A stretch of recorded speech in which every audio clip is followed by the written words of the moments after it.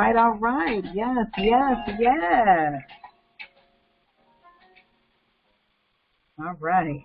Well, good evening, beautiful people, and welcome to another segment of Success in Motion, where we discuss topics that will inspire, empower, and promote to catapult you to the next level in your life. I thank each and every one of you for joining us on today. You definitely could have chosen to do anything else, but you decided to grace us with your presence, and for that we say thank you, thank you, thank you. So you all, for those of you who have not been trekking with us for a while, Success in Motion was birthed back in 2017, and we have been going strong ever since.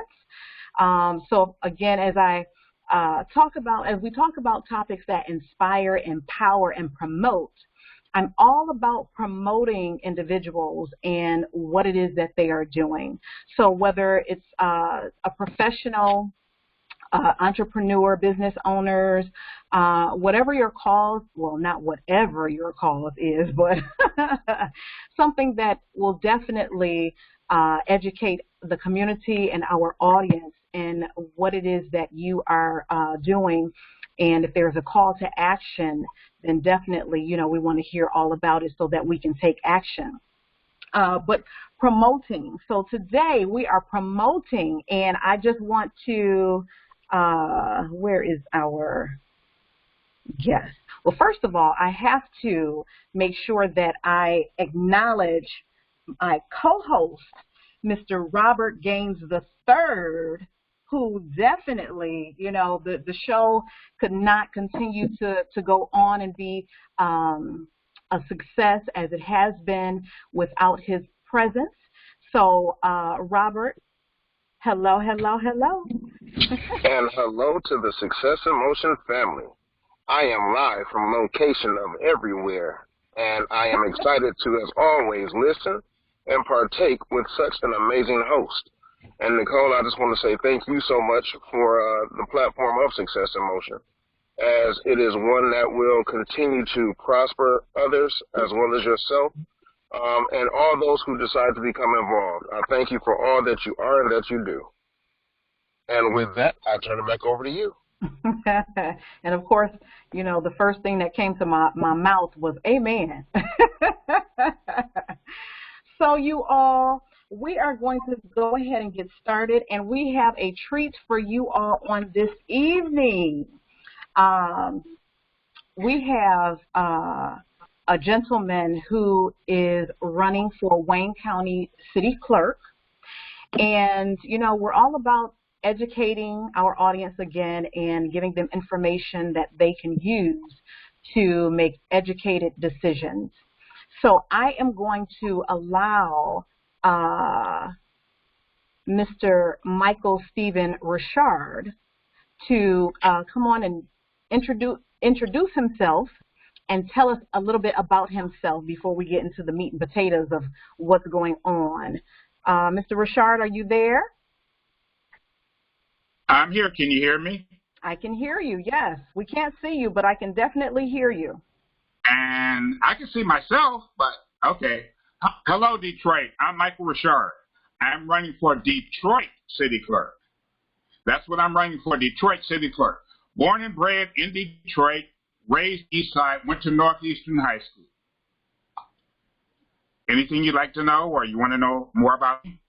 No, thank you. Thank you for sharing with us who you are and just a little brief description about your background. So I need you to tell us what exactly the Detroit City Clerk does. What does that position entail? Okay, the city clerk is the keeper of the city records, but the city clerk also controls the elections in Detroit. So they are the record keeper of the city of Detroit, and they elect not only for the city of Detroit, but they turn in the vote for Detroit, Wayne County, the state of Michigan, and United States government.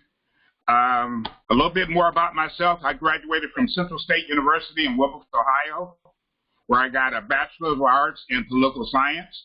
I have a master's degree in public administration from the University of Detroit. I worked for the city of Detroit for approximately 18 years, 6.5 of those years with the Department of Elections. At the Department of Elections, I was a trainer. Part of my job was to hire, train, and hold elections for the city of Detroit. I went to high schools to register students to vote. I went into the community to register students to vote. I worked for Congressman John Conyers for 9 years. At present now, I work for Wayne County as a legislative aide. But what's most important about the clerk's office is you have to have a very good, smooth-running election. People depend on elections. Elections have to be honest and fair, but they also have to be accurate. Right now, you will find out who wins the elections approximately 5 days after the election is over with. That's unheard of. I want to focus on voter education. That's the first thing I want to do. I also want to train all the staff, all the poll workers. I want them to be trained, first of all, my staff by the state of Michigan. I am a certified trainer with the state of Michigan during elections. We want to train our people so that they can train the everyday poll worker in customer service and having an efficient, fair election. Very good. That's pretty extensive background that you have, and seems that it definitely does qualify you for this particular position that you are running for. So I know you mentioned in regards to fair elections, honest and fair elections, and things of that. So one of the things I see here is that when you're elected, you know, to make it, to educate the community more in regards to the ins and outs and the behind the scenes, because naturally, you know, when we're just community members, we don't know necessarily everything that we need to know to make these educated decisions so that we are voting in those who are definitely well qualified. So what is it that you are doing in the community to share with people who you are, why you're definitely qualified for the position aside from the experiences that you've already given, and how you will make this position, or not necessarily the position, but how you will make it better for the residents? Because that's extremely important, you know, that the community needs to know. Well, Nicole, thank you for asking me that question. When I'm elected, August the 3rd is the primary. November the 2nd is the general election. I will ensure the return of honest and fair elections. I'll promote the safety and security of all ballots. I'm going to focus on voter education. I want to work with the city schools. When a high school graduate graduates, I'd like for them to get a diploma in the right hand and a voter registration card in the left hand. I plan on going to community groups, myself and my staff, and explain to them what we do, how we hold elections, and if they have any problems, the buck stops with me. I'm going to make it easier for public access of records, easier for people to vote. No more where you have to go 20 blocks away to a voting site, and then you find out that that's not your voting site. I want to bring the elections department into the 21st century. I want voter education. I want more people registered to vote. Let them know that there are things that they can do. A lot of people feel that, okay, I've been in jail, I can't vote. That's incorrect. You can be in jail now and vote as long as you have not been charged with it. Or, I'm sorry, if the judge says you have X amount of days. But up until then, you can vote. I am registered as a trainer. That means I know how to train our staff so that they will know how to train the electorate. Intelligent electorate is very, very, very important. People need to know what's on the ballot, how they can vote. What I would like to do is have election forums all over the city so that you'll know who the candidates are. A lot of times people are voting for people that they don't even know, or they go by name recognition. A lot of times people are voting for different things on the charter but can't read or understand what the verbiage is. My job will make it easier for them to understand that if they vote yes, then it's probably no. If they vote no, it's yes. I want to make sure that the language is easy to understand. That's good. I thank you for sharing that. Just to touch on what you just spoke about, in regards to voting yes or no, a lot of times the verbiage on the ballots is not clear. So there are times when, people have a perspective of, what it says one way, but it actually means something else, and then it just kind of like kills that vote, or it passes and people are like, but I voted no, and they should have voted yes, or they voted yes and they should have voted no. So as far as the verbiage and being able to effectively communicate that information, that is something that you will be doing to make sure that the community members are definitely well educated and are able to comprehend the so basically being able to I want to say to water it down to where it's easily understood. Is that something that you're able to do? Correct. I would work with council. City council approves the verbiage and they look it over. But they look it over with the corporation council. They should look it over with a high school teacher or an elementary school teacher to break the verbiage down so that the common everyday man and or woman can understand it.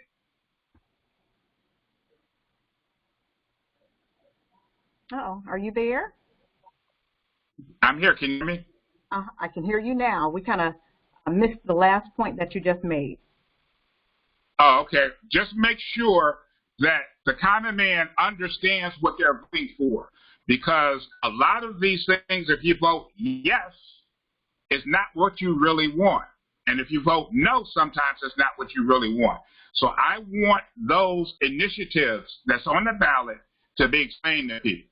A lot of times people don't know what it means, so we need to let them know what it means, because there's a lot of interest groups out there that's fighting one way or the other. Mm-hmm. Absolutely, I agree. Robert, do you have any questions that you'd like to ask? Actually, I have a couple. Okay. First and foremost, congratulations on your bid and your nomination for city council or city clerk. I do understand the importance of the job, and I greatly appreciate the community for hopefully being involved enough to know who they're electing. With that being said, I am not a resident of Detroit, but I do live in Wayne County. The person that currently holds the seat, because I don't even know who it is, what do you believe is your strong suit over the person that is currently holding that seat? Community involvement. Working for John Conyers, working for Jackie Curry, working for Barbara Rose Collins, and now for Monique Baker McCormick put me into the community. I've been a community activist for the last 30 years. Even the Detroit Free Press said that I was the community-connected person that was running the last time I ran. Right now, she doesn't go into the community. She doesn't do any voter education. You basically only see her on election day at certain polls or walking around Cobo Hall. I want to make sure that people know who I am. They will have my telephone number if they have a problem. What I plan on doing is being in the churches, in the community, and in the schools. Those three things are very important to a city clerk. Those three things are very important to Detroit. You need to know when an election is, instead of the clerk letting you know by billboards a week before the election. You need to know. With Michael Ri'chard, you will not have a 20-foot picture of me and vote on election day in small letters. Okay. I can absolutely respect that. Now, you said something earlier that really caught my attention, and that was you need to have a teacher involved in the language used to be put on the ballot. What does that process ideally look like to you? Do you just go grab any teacher? Do you go grab a social studies teacher or a literature teacher? I would say someone that is well versed in English, the real English language. A teacher of teaching English literature, or just common sense. Write it in common sense so that everybody will know what it is. In other words, we were taught when I was in college that we should write on the college level, but so that someone in the 12th grade, I'm sorry, not the 12th grade, it was the 8th grade can understand it. The Detroit Free Press and the news, supposedly, they say is known at 8th level. So that's what I would communicate for the masses. Okay, that's awesome. So one of the things I didn't mention is I'm an educator. I work with students with special needs. And I say that because I totally agree and understand that there's a lot of times language is written to not be straightforward. I'll never forget when the governor allowed Proposal 2 on the ballot back in 2012, Rick Snyder. And that was to make Michigan a right-to-work state instead of a union state. And there were a lot of union members who voted against their own interest. The majority of them did not realize that they were voting against their interest with the vote being the way that it was. And so I appreciate you for, truly trying to involve educators. And I hope that's something that really does pick up traction to pass along to other districts and other counties and other cities who are having elections and, whoever the election officials are. That being said, last question from me for now is what was your deciding factor to say, yes, I want to run for this position? You got city council, you got mayor, you have a ton of other jobs in the city, there's a ton of jobs in the county. Why did you choose to run for Detroit City Clerk? Robert, thank you very much for that question. There's been too many things happening in the clerk's office. A lot of people don't understand what the clerk does. For instance, right now on an election, if you go to bed at night and say you're the candidate and you're 5,000 votes ahead, that's a good example, you're 5,000 votes ahead. You go to bed at about 2 o'clock. You wake up the next morning, you find out that you lost the election by 10,000 votes. You ask for a recount. Well, you can't recount it because some of the ballot boxes are not sealed correctly. One ballot box may say it's 100 ballots in there. When you open it up, there's 50. Another ballot box will say there's 30 ballots in there. You open it up, it's 100. So a lot of training, a lot of lack of training, credibility. You gotta be able to believe in the voting process. I always tell people it has to be honesty. I don't care who wins or loses, just as long as it's fair.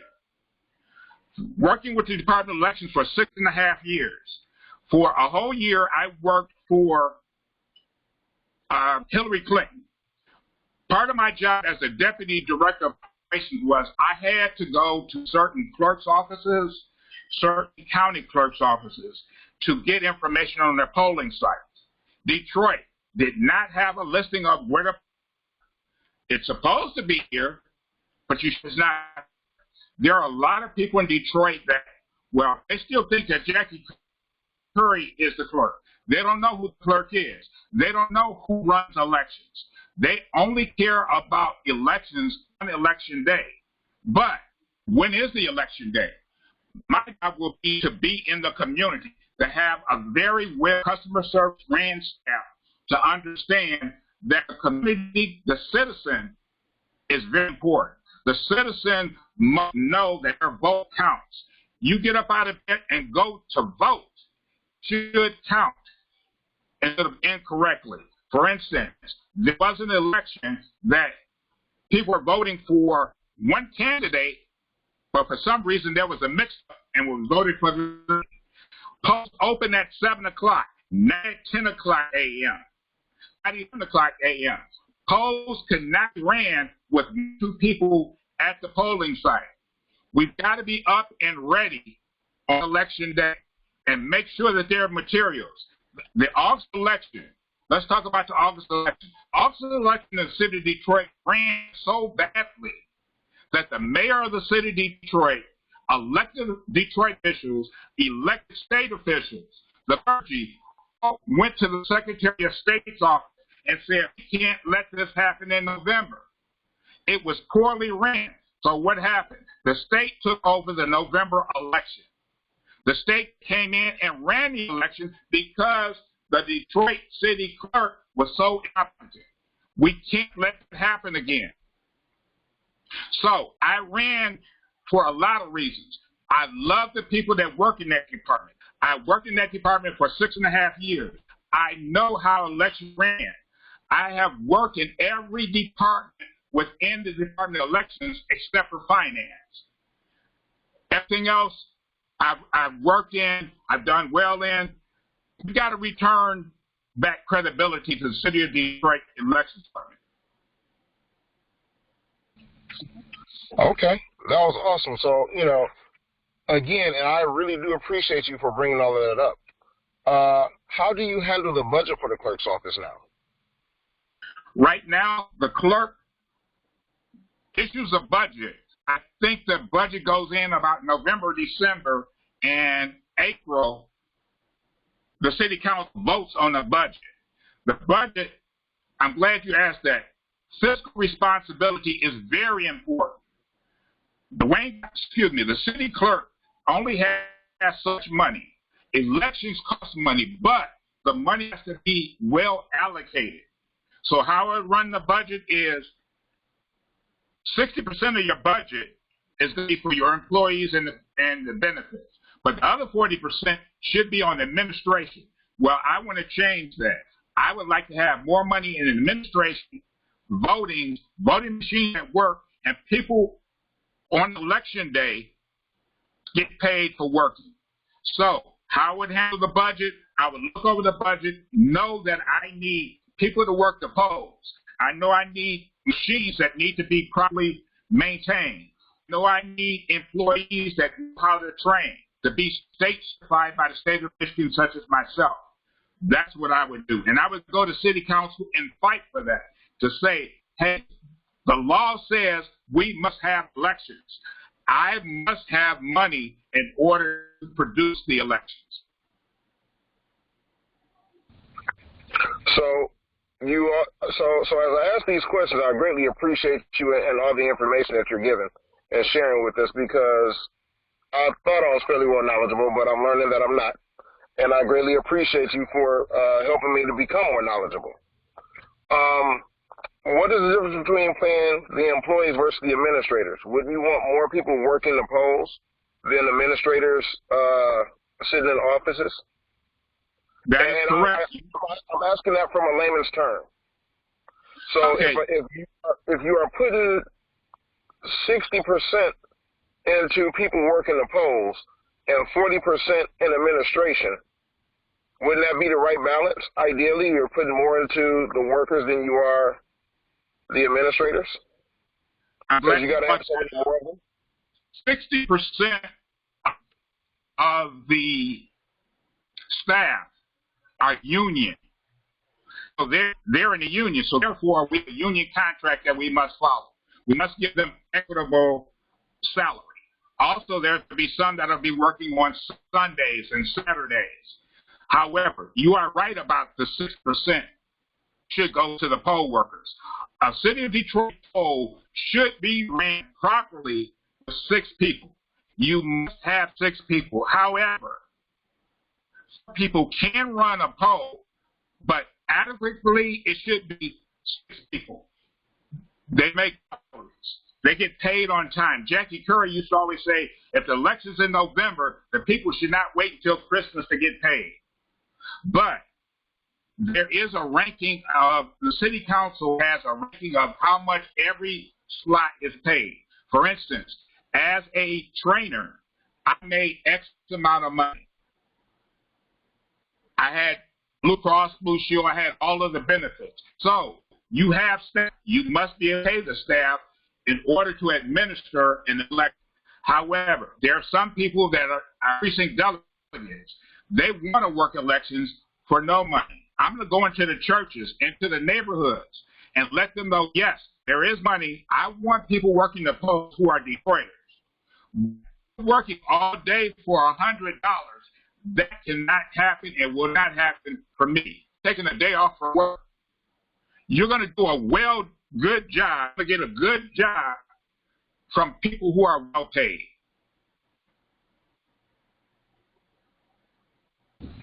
Okay, thank you. And that makes a lot more sense. You know, as I said there, and you know, again, glean from the understanding that you're sharing, and I greatly appreciate it. And I wish you the best in your campaign. Well, I really appreciate your questions. And what city do you live in? The great city of Inkster. Inkster has, I've been to their polling sites. Inkster has a great running poll, and you know where the polls are in Inkster. I've worked with the Inkster people when there was a 13th congressional district election. So I do know where some of the polling sites are, and your people are knowledgeable. But thank you very much for your question, Robert. Not a problem at all. Nicole, I'll turn it back over to you. Thank you for allowing me to ask. Absolutely. You know, we want to make sure that, you know, all those who want to be educated are definitely educated. One of the questions, though, in the chat, and I do believe that the question has been answered, but if not, Lori, please speak up if not. So it mentions, due to irregularities and poor communication with the current clerk, what would you do to restore the credibility of the voting process? I do believe that you did touch on that. So I thank you very much. Lori, is there anything else that you would like to share in regards to that, or was that it? And you can just either type back into the chat or not.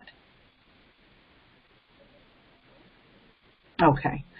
Well, Mr. Ri'chard, I thank you so very much for joining us on this evening, another segment of Success in Motion, and having the opportunity to, to promote what you're doing, the good things, and the position that you are running for as the Detroit City Clerk.